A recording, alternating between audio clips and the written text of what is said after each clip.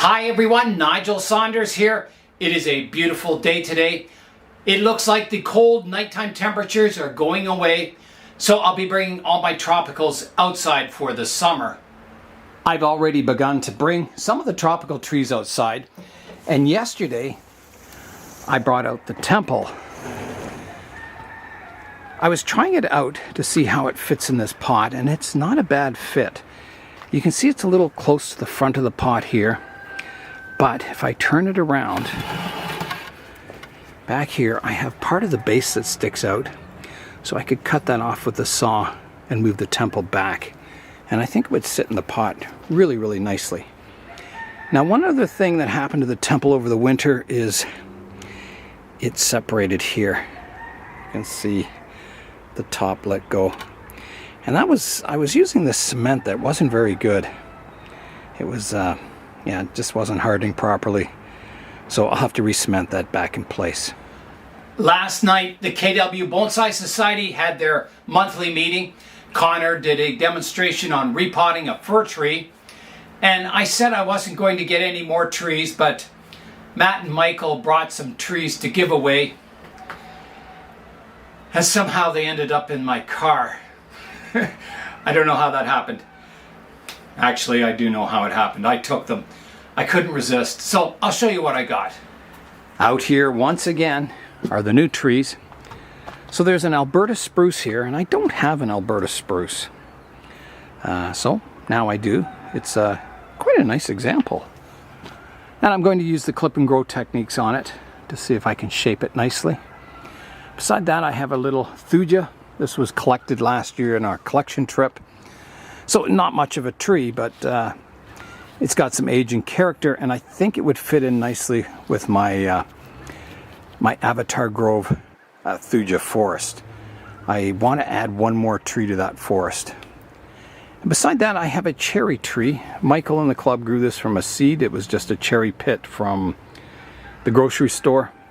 He planted a whole bunch, and this one's growing very nicely, so I think I'll take care of this for a while, and then I'll give it to my wife to plant in the yard or in her greenhouse. So that doesn't really count. And this one's going in a forest, so that's not a new addition. It's still going in the same pot, but this definitely is a new tree. So thanks very much, Matt and Michael. Wonderful trees.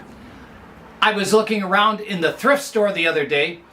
It's very rare that I find bonsai pots, but occasionally I do. I didn't find any yesterday, but I did find a bonsai stand, which is the first time I've ever seen anything that comes close to looking like a bonsai stand in a thrift store. I'll show you it. So here it is here. It's a little table. It's pretty, I guess rustic looking is the word. It kind of looks like barn board or weathered wood. I'll show you it on the table over there. Here's a look at my little cedar spirit tree on the stand. Now, I don't like it at all because the stand is the exact same color as the pot, and they just sort of blend into each other. So the stand is sort of neutral gray, so I would need probably a colorful pot on top, maybe, or like a white glazed pot or something that distinguishes it from the base. For sure, you can't have the same color pot and stand there. Here's an example of a brown pot with the stand. I think it's better. Yeah, it's not bad, the brown pot with it. It's a little small for the stand, but the coloring's not too bad. Here's a look at a off-white pot on the stand. Again, it's not too bad. Yeah. It's not a bad color for it. The other option is I could stain the stand like a dark color or a reddish, dark reddish kind of wood color. Yeah, there's a lot of possibilities. I could sand it down and refinish this, you know, keeping its rustic kind of look, because, you know, those chips out of the wood and it's knotty. It's not like a high quality furniture or anything. It's sort of, yeah, a rough and ready kind of look. Yeah, so that's another possibility, is to refinish the stand. The last pot I'll try is a blue glazed pot. So there's a look at the Chinese elm on the stand. I haven't found anything that I like, that I really like yet. Yeah, I'd have to think about this one, I think. You know, what would look good on like a rough kind of barn board looking stand. I thought I'd try one more combination, so my Vietnam style ficus. So it's got the black base that contrasts against the gray, and then it's got the gray pot, which isn't too bad, except, you know, I've got a pot on a stand, on a table. It's just too many stacks or layers, yeah. But, you know, maybe that kind of color combination, black and gray, or, you know, maybe a dark pot with a lighter gray glaze on the rim or something like that. I'm sure there is the perfect pot that would fit this stand somewhere out there. I'm not going to start the work on the temple today. I'm going to save that for its own video. But today, I do have something planned. At the thrift store, I also got 2 books. Create Your Own Bonsai with Everyday Garden Plants by Peter Chan, and Introducing Bonsai by Christian Pesci. Yeah, so again, unusual to find bonsai books in the thrift store, but if you keep looking, eventually you find them. Today, I'm going to work on these 2 jades. This one is a cutting off of Connor's big jade that he bought, and this one was given to me by Joey. Both are styled in that Baobab style, the short, thick trunks with the shallow umbrella canopy. Over here, beside the jades, I have my Portulacaria afroforest, and I've been scarring the trunks on them. I'll show you the trunk. To give it character, to get rid of those ring segments that they have. You can still see them in the upper part here. And to look like elephants would be digging their tusks on the bark like they do with baobab trees they chew on the fibers. And it's been very effective on the Portulacaria afris. And I've always wondered, well, can I do the same thing to a jade tree? And today, I'm going to start that experiment. Both of the trees I'll be working on today are very old trees. This is a cutting off an old one that Connor bought, and it was estimated to be 60, maybe 70 years old. And you can see the bark on it. It's sort of a natural, the outer layer peels back and it leaves a nice texture. You only see this on really old jades. So the one that Joey gave me over here is much younger tree. You can see the bark is still smooth on it. So I'm going to experiment on this tree. I'm going to do 2 things. I'm going to put the serrations in the trunk, and if I rotate it around to the back here, I'm going to try carving this section a bit. I nicked it before in hopes to maybe stimulate a branch to grow here, but nothing happened. So I'm thinking of just kind of carving it back. I might get some growth out of this. You can see there's a dormant bud here. You can see where the leaves were, like there's a dormant bud or branch here. That was a root I took off. Here's another dormant bud. There's an insect on this I'm going to kill. I don't want insects crawling on my tree. Yeah, so I'm going to experiment on this tree today.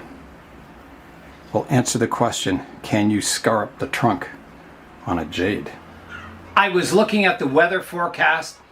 It is supposed to be sunny for the next 10 days and warm. So that's the perfect temperatures to do this kind of work on the jade.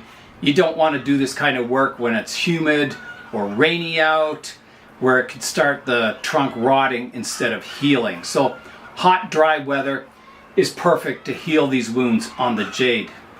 Today, I'm also going to be doing some pruning work on both trees.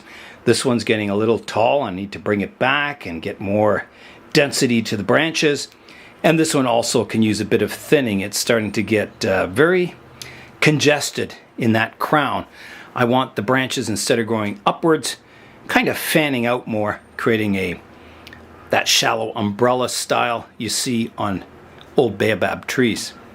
Before I go in and scar up the trunk here, I'm going to look at reference photos of baobabs. I'm going to look for a style of scarring that I think would suit this tree. I had a look at the reference photos, and most of the damage or the texture is vertical lines in the trunk. Nothing much horizontal or angled or anything, so it's all kind of vertical grooves in the trunk. So that's what I'll try and do today. I know on my Portulacaria afra, if I have horizontal cuts, it interrupts the sap flow going up the tree, and usually a section above or below that cut point dies off. So it eventually gets replaced with scar tissue, but I'm going to just stick with vertical grooves in the trunk. I'll show you those reference photos now so you can have a look at the damage done by elephants, and also the villagers. They'll peel rectangular sections of the bark off, and they use the fibers to make mats and all kinds of things. So let's have a look at the photos now.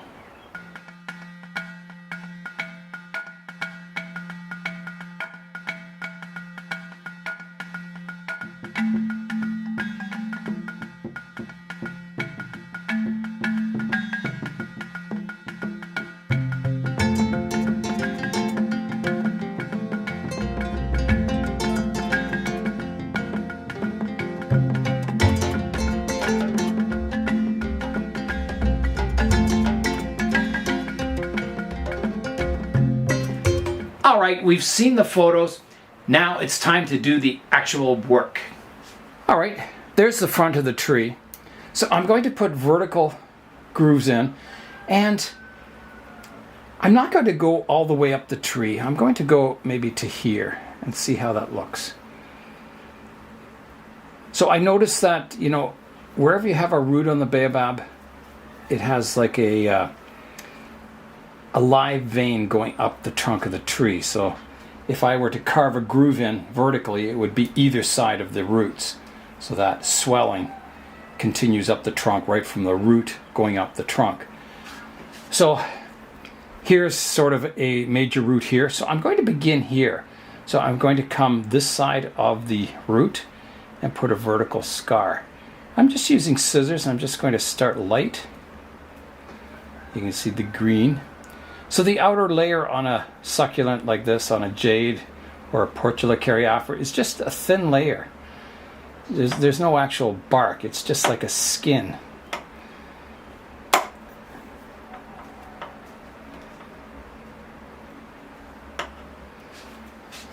So I need to make this groove fairly deep, and I think I'll go up to about here. I'm going to make the groove quite deep. I don't want like a superficial scar. I want a deep groove in it. And you might ask, well, why aren't you doing this on a less developed jade? One to experiment on, like a cutting or something, instead of this mature specimen? Well, because I'm 99% sure it'll work. Because I've seen scars on jades before, and I think this will work just fine. If it doesn't, well, I've certainly learned something. So there's a fairly deep groove going up the jade. Now I want to put another one over here. This will be another major one coming right up here.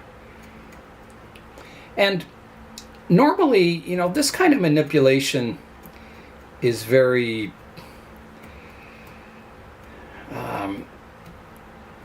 normally I don't do this kind of work. I let, you know, nature take its course. But in this case, I'm taking a jade plant and trying to make it look like a baobab. So it's not, if this was to look like a jade, well, I wouldn't do this. I would just let it age naturally like the other one and just get that flaky kind of bark.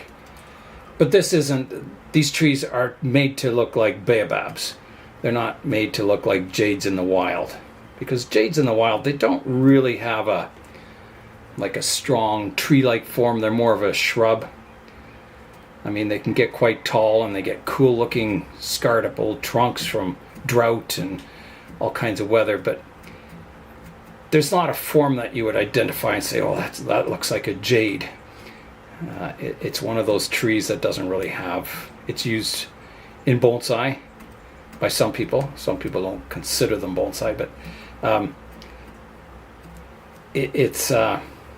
yeah. So this is an imitator tree. That's why I'm imitating the look of a baobab on it. So there's another really deep scar in it. So that's certainly going to interrupt any sap flow that's going around the tree, but the vertical sap flow is still, these veins should be in place, ideally. I hope this works. So I have another root here, so I'm going to run a scar going up here. And once the scarring heals, I'll be adding more. These are the major grooves. I'll be adding minor grooves then to the tree once it's repaired itself. So it'll be the scarring process. The ones on my Portula cariafora, I've been doing that for quite a few years now, adding to the scarring every time I work on the tree. So there's another major groove in the trunk. So the root is down here, so I can start another major groove coming up here. And you can use any tool. Like if you want to use a knife, you could use a knife, but I think this leaves a nice, well, it simulates an elephant tusk quite nicely. And I mean, who doesn't have a pair of bonsai scissors around when they're working on bonsai? So there's another groove, a nice deep groove there. This is really scarring this trunk up. I'm going to put another one up here.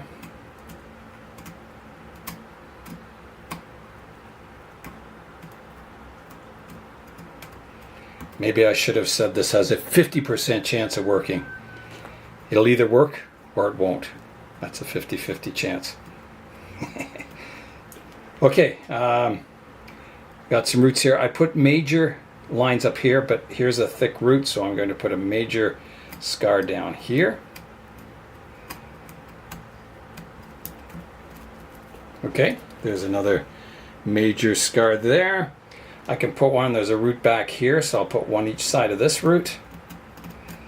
And I think that will be about it. Okay, there's that one. And I need to put one up here. So I'm getting a little bit of bleeding, but not a whole lot. There's lots of moisture in this tree.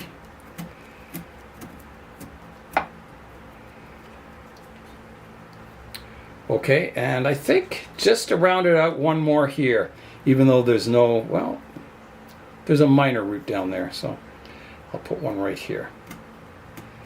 And that'll kind of complete the trunk work for today.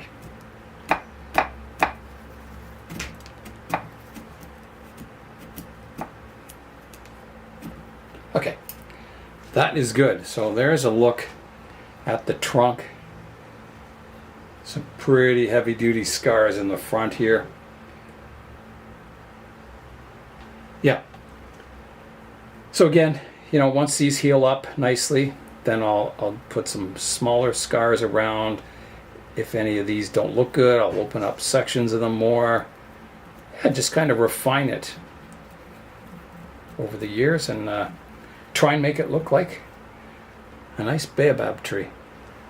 I mentioned that I would be doing some thinning on this tree, and I'm rethinking that now. So the reason I don't want to do any thinning is I want to see how, or if there's any effect of these scars on the foliage of the tree. If it causes anything to kind of die off, or leaves fall off. I just want to see how it affects the tree. I can always prune it later on, but so I'm just going to leave the top alone. I've done the scarring, and I'll see what happens, if it just heals and recovers, or if there's some negative effect to the upper canopy. I finished scarring up the trunk on the jade, so now we just have to patiently wait and see the results. I'm going to prune up the second jade, or Crassula, now. I have a new apex growing up here, a vertical trunk line, and it's not very thick yet. I'll show you a close-up of the canopy.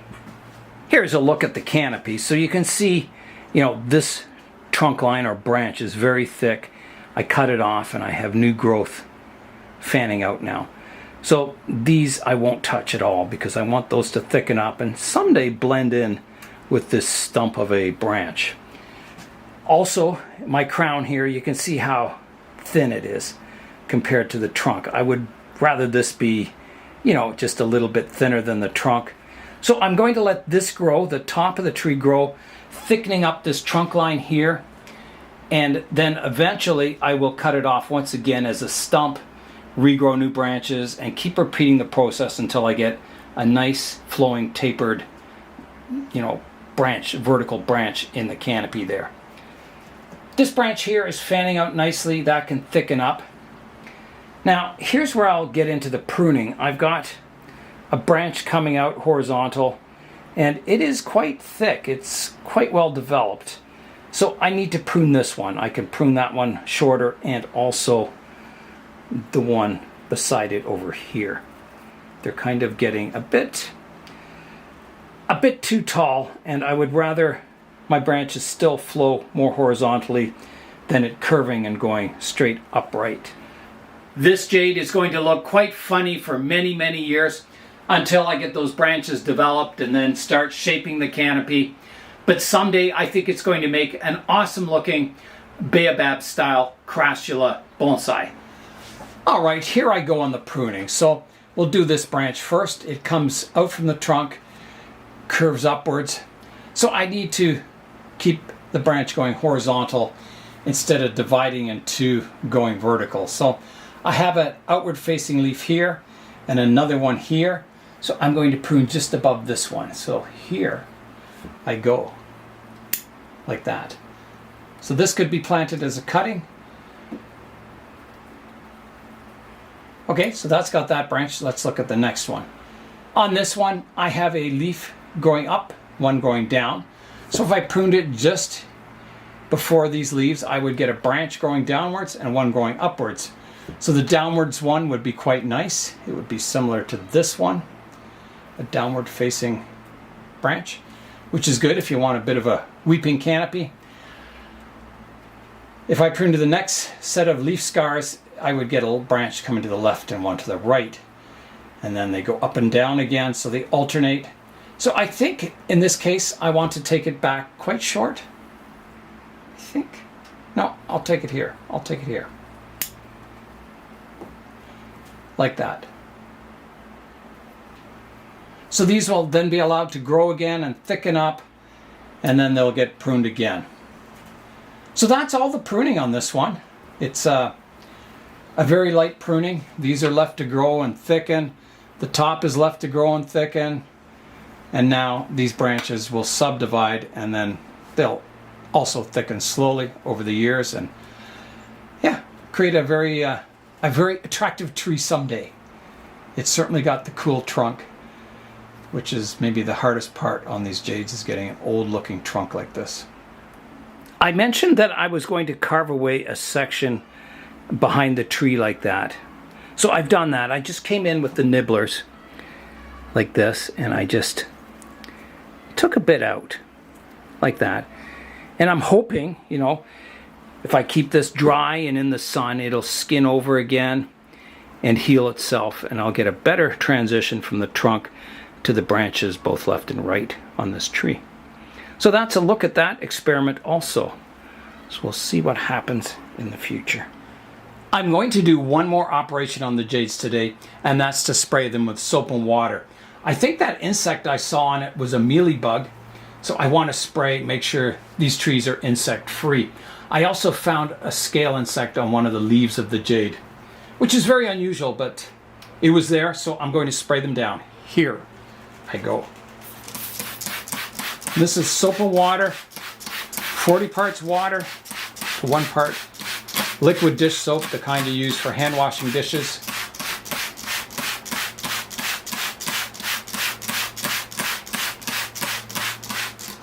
I'll spray from above.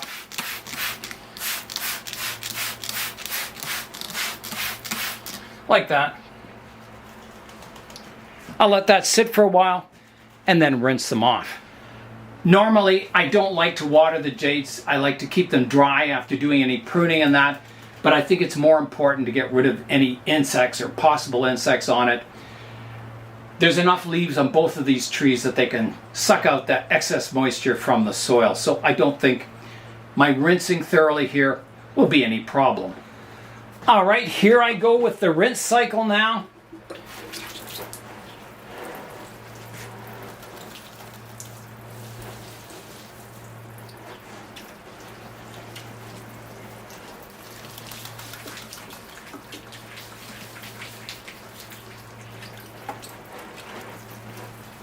You could put these two trees out on the bench in full sun and they would heal quite nicely.